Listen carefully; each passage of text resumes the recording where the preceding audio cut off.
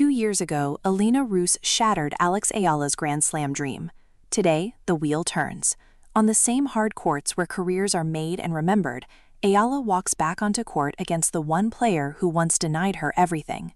Back then, she was ranked outside the top 150, an unknown chasing a dream. Today, she's world number 20, and Ruse stands in her way one more time. This isn't just a first-round match. This is unfinished business. Every rivalry has an origin point, a moment before the fame, before the rankings, before anyone outside a small circle of tennis diehards knew the name Eala.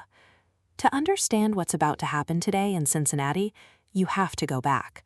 You have to go back to a version of Eala who was still fighting just to be seen. In the summer of 2024, Eala was 20 years old, ranked outside the top 150 in the world, and standing on the edge of history. She had made it through 2 rounds of US Open qualifying, one win away from something no Filipina tennis player had ever done, a place in the main draw of a Grand Slam. Not a wild card, not an exhibition, the real thing. The tournament every player dreams about as a child, hitting balls against a garage wall, imagining the roar of Arthur Ashe Stadium. She was close enough to touch it. One match, one win between her and a moment that would have changed the trajectory of Philippine tennis forever. Standing in her way was a Romanian veteran named Elena Ruse. Ruse wasn't a superstar herself, ranked around 122 in the world at the time, but she was seasoned. She had been in these situations before. She knew what it meant to be the wall between a young talent and their breakthrough. And on that day, in that 3rd qualifying round, she played like someone who had no intention of stepping aside. Nobody outside the tennis world was watching that match live.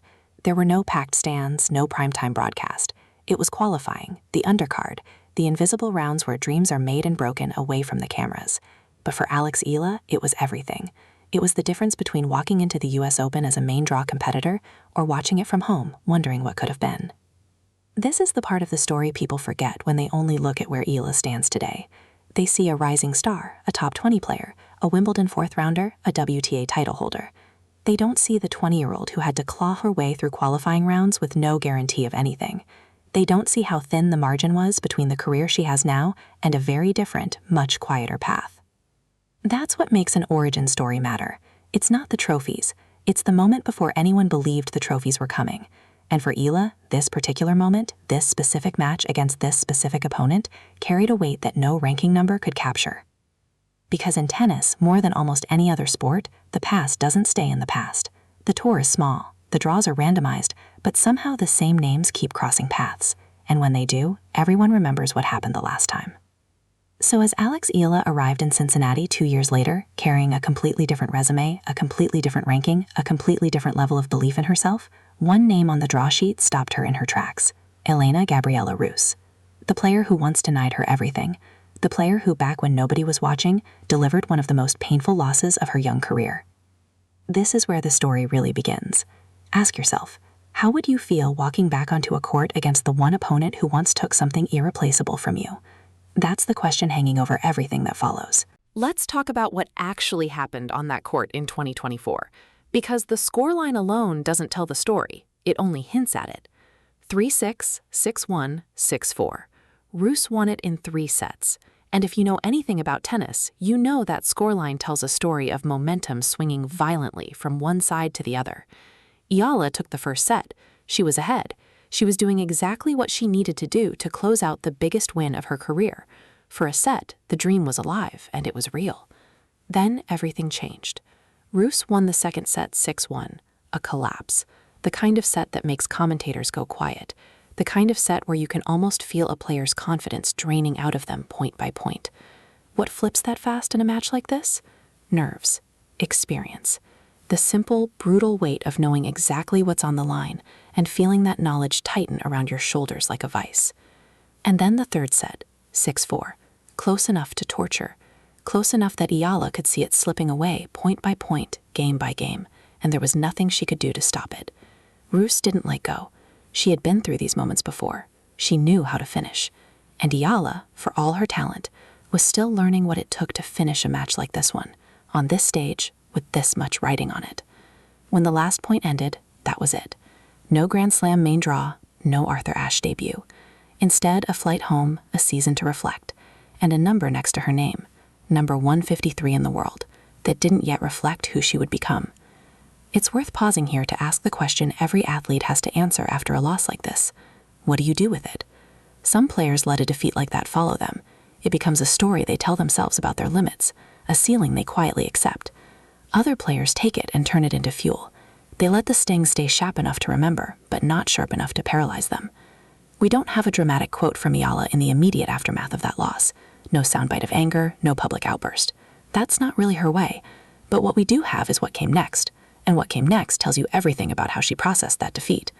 Because 2 years is not a long time in a tennis career. 2 years is barely enough time to fully rebuild a ranking, let alone transform into a completely different player. And yet that's exactly what happened. The player who left that US Open qualifying court in 2024 and the player who walked into Cincinnati in 2026 are on paper almost unrecognizable from one another. That loss to Ruse didn't define Eala, but it marked something, a line in the sand, a moment she would carry, quietly, privately, into every match that followed, whether she said so out loud or not. And now, 2 years later, the tennis gods, or more accurately, a random draw sheet, put that same name back in front of her. Elena Gabriela Ruse. Same first-round proximity to a fresh start. Same feeling, perhaps, of a door standing slightly ajar. The trigger had been pulled 2 years ago. Today, the story would continue. But how do you climb from number 153 to number 20 in the space of 2 years? That transformation is where this story turns from heartbreak into something far more compelling. If the 2024 loss was the wound, then everything that followed was the healing, and it happened faster and more dramatically than almost anyone could have predicted. Over the next 2 years, Eala didn't just improve, she transformed. She climbed from a ranking outside the top 150 all the way to number 20 in the world. For context, that is not a gradual climb, that is a rocket. That is the kind of rise that turns a promising junior into a legitimate threat on the WTA Tour. The kind of rise that makes tournament directors sit up, makes broadcasters start scheduling her matches for prime slots, makes opponents start scouting her tape a little more carefully before they step on court. Along the way, there were milestones that would have been almost unthinkable to the 20-year-old who lost in that 2024 qualifier. A fourth-round appearance at Wimbledon, one of the most demanding and unforgiving stages in the sport, where grass-court tennis punishes hesitation and rewards precision. Making the second week at Wimbledon isn't just a good result, it's a statement. It tells the tennis world, I belong here now. Then came Washington, the Mubadala DC Open. Eala didn't just compete, she won the whole tournament. A WTA Tour title, her first. For any player, a maiden title is a career-defining moment, a line that separates promising from proven. For Eala, coming off the disappointment of 2024, it was something even more significant. It was proof, undeniable and public, that the version of herself who once let a third set slip away in a slam qualifier was no longer the player showing up to compete. And it wasn't isolated. She backed it up with a strong run at the Canadian Open in Toronto, reaching the fourth round before falling to Belinda Bencic. Consistency, depth, the kind of week-to-week results that build a ranking brick by brick rather than through one lucky run. By the time she arrived in Cincinnati, Eala wasn't just seeded, she was the number 17 seed, a status that would have seemed almost impossible to imagine 2 years earlier. She'd even earned a first-round bye, a small luxury reserved for players the tournament committee considers genuine threats to go deep. There's a detail buried in the numbers that fans of the story will find almost poetic. Heading into this tournament, Eala had reportedly defeated her last 7 previous conquerors, players who had beaten her before, only to fall to them the next time they met. Payback, delivered systematically, one match at a time, across an entire season. It's the kind of statistic that turns a rivalry storyline into something bigger than a single match. It suggests a pattern, a player who doesn't just move past her losses, she goes back and settles them. Which brings us to the moment at hand, because if Eala really has made a habit of avenging her past defeats, there was one name still sitting untouched on that list, one player who had denied her a Grand Slam main draw and never faced the consequences of it on court since. Elena Gabriela Ruse. The stage was set, the draw had been made, and for the first time in 2 years, the two players who once shared that brutal 3-set battle in the shadows of US Open qualifier were about to stand across the net from each other again, this time with the whole tennis world actually watching. If Eala's rise has taught us anything, it's that she doesn't run from unfinished business, she goes looking for it. So here we are, August 15th, 2026, Cincinnati, the round of 64, and there, on the draw sheet, in black and white, Alexandra Eala versus Elena Gabriela Ruse. It's worth sitting with what this match actually represents, because it's easy to reduce it to a simple sports cliché, revenge match, without appreciating the layers underneath it. This isn't just about a scoreline from 2 years ago. It's about two players who have traveled in almost opposite directions since their last meeting, now colliding at a moment when the stakes, the expectations, and the pressure all look completely different. For Ruse, this is dangerous territory. She's 28 years old, currently ranked around number 77 in the world. Respectable, but a far cry from the version of herself many expected after some of her earlier career highs. She arrives in Cincinnati having just beaten Poland's Magda Linette 6-0, 6-3 in the previous round, a dominant, high-confidence performance. Whatever doubts might exist about her ranking, her level right now looks sharp. She is not walking into this match as an easy out. She's walking in as someone who has already shown, in her most recent match, that she's capable of blowing an opponent off the court. And there's something else working in Ruse's favor that shouldn't be ignored. She's done this before. She's already beaten Eala in a high-pressure, three-set battle. She knows what it takes. She's seen Eala under duress and knows she can push her to the brink. That kind of psychological history doesn't disappear just because 2 years have passed and rankings have shifted. For Eala, the equation is different, but no less complicated. She arrives as the significantly higher-ranked player, the seed, the player expected to win. That expectation is its own kind of pressure, arguably heavier than being the underdog. 2 years ago, she had nothing to lose and everything to gain. Today, she has a reputation to protect, a ranking to defend, and a public narrative, fair or not, that frames this as a chance for payback.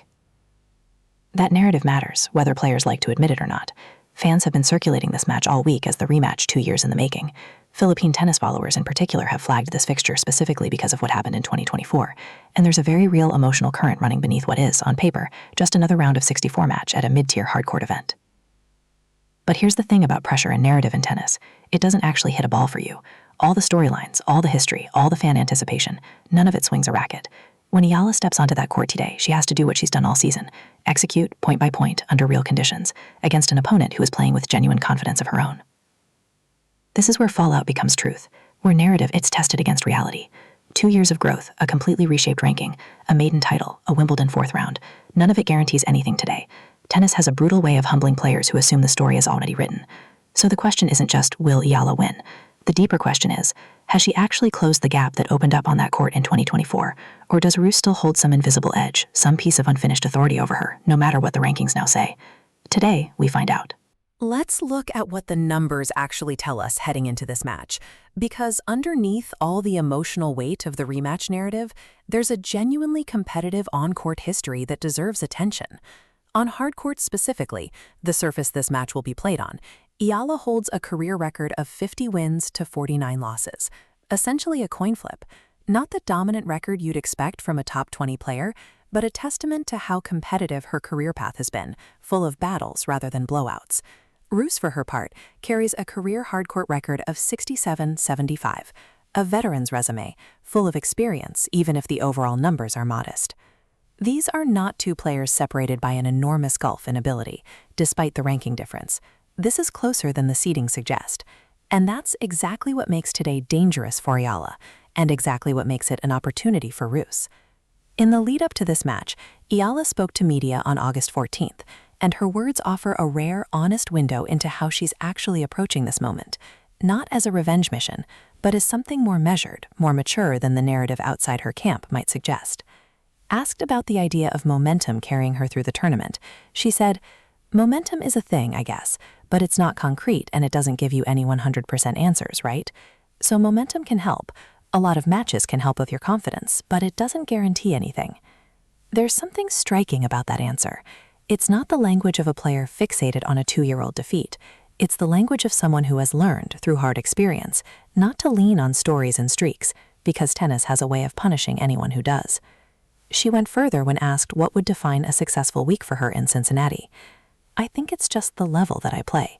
And of course, the more matches, the merrier, right? But it's the matches of substance, and it's the ones that, did I execute what I want to execute? Did I bring the level that I wanted to bring?